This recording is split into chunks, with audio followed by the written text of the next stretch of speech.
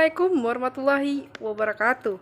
Albert Einstein pernah berkata, pertahanan kita bukanlah alat-alat perang, bukan sains, bukan pula bersembunyi di bawah tanah. Pertahanan kita adalah hukum dan keteraturan. Inilah topik pembahasan kelompok kami. Saya Bunga Laudia dan rekan-rekan saya.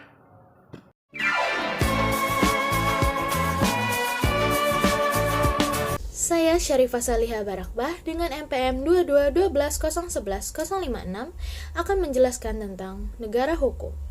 Negara dalam pandangan teori klasik diartikan sebagai suatu masyarakat yang sempurna atau a perfect society.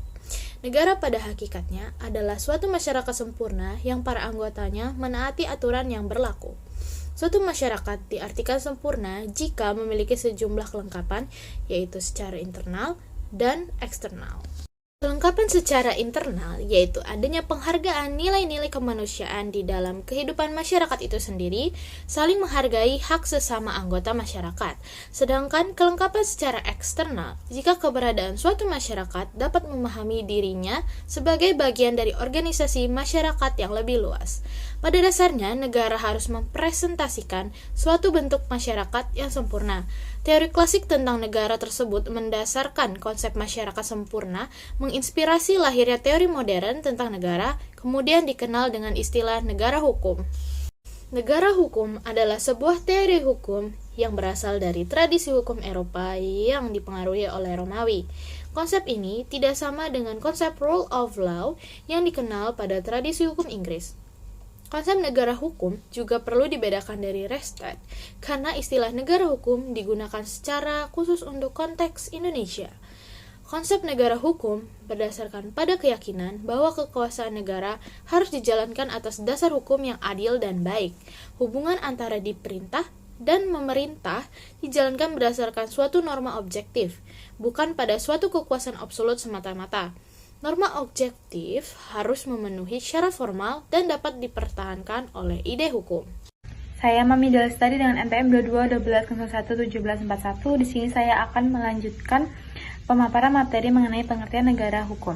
Arti negara hukum itu sendiri pada hakikatnya berakal dari konsep dan teori kedaulatan hukum yang pada prinsipnya menyatakan bahwa kekuasaan tertinggi dalam suatu negara adalah hukum.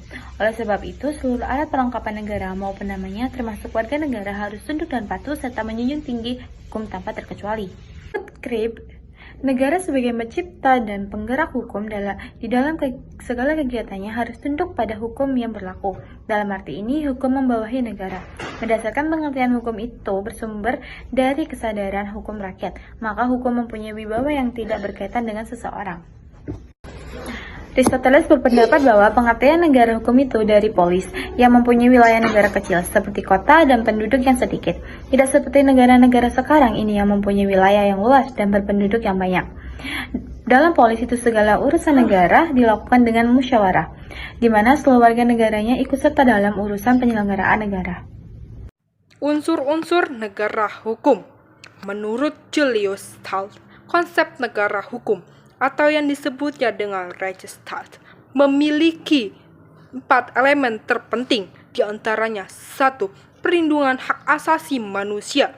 Adanya hak dasar manusia dihargai sesuai dengan harkat dan martabatnya sebagai manusia. Yang kedua, pembagian kekuasaan. Adanya pemisahan atau pembagian kekuasaan ini menjamin adanya hak-haknya. Yang ketiga, pemerintahan berdasarkan undang-undang. Pemerintahan ini dilakukan berdasarkan peraturan perundang-undangan. Dan yang terakhir, peradilan tata usaha negara atau hadirnya peradilan administrasi dalam perselisihan antara rakyat dengan pemerintahannya. Saya Bella Andini dengan NPM 2212011111. Klasifikasi negara hukum. Menurut J.B.J. Emtenberger, prinsip-prinsip negara hukum sebagai berikut. Yang pertama, yaitu asas legalitas. Substansi dari asas legalitas tersebut adalah menghendaki agar setiap tindakan, badan, atau pejabat administrasi berdasarkan undang-undang. Yang kedua, perlindungan hak asasi manusia. Yang ketiga, pemerintah terikat pada hukum. Yang keempat, monopoli paksaan pemerintah untuk menjamin penegakan hukum. Hukum harus dapat ditegakkan ketika hukum itu dilanggar. Yang kelima, pengawasan oleh hakim yang merdeka. Superioritas hukum tidak dapat ditampilkan jika aturan-aturan hukum hanya dilaksanakan organ pemerintahan. Oleh karena itu, dalam setiap negara hukum diperlukan pengawasan oleh hakim yang merdeka.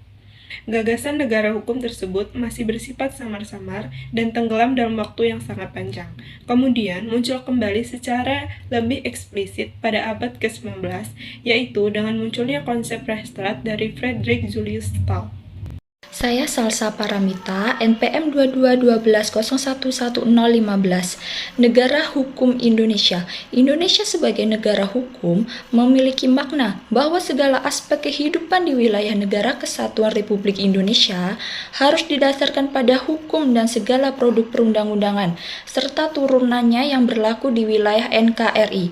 Dalam hal ini, Indonesia sebagai negara hukum harus mampu menegakkan hukum yang berlaku secara adil dan merata bagi seluruh warga negaranya. Selain itu, Indonesia sebagai negara hukum juga harus mampu memenuhi tuntutan akal budi dan mengesahkan demokrasi. Dalam mewujudkan Indonesia sebagai negara hukum yang baik dan benar dalam mengatur semua hal yang ada di dalam negara, maka peran serta warga negara yang patuh serta menjalani hukum yang berlaku dengan taat sangatlah penting, karena hukum merupakan tatanan atau kaidah yang harus dijunjung tinggi oleh rakyat di dalam suatu negara. Sistem hukum di Indonesia menganut sistem hukum Eropa kontinental atau civil law. Hal ini dapat dilihat dari sejarah dan politik hukum, sumber hukum maupun sistem penegakan hukumnya.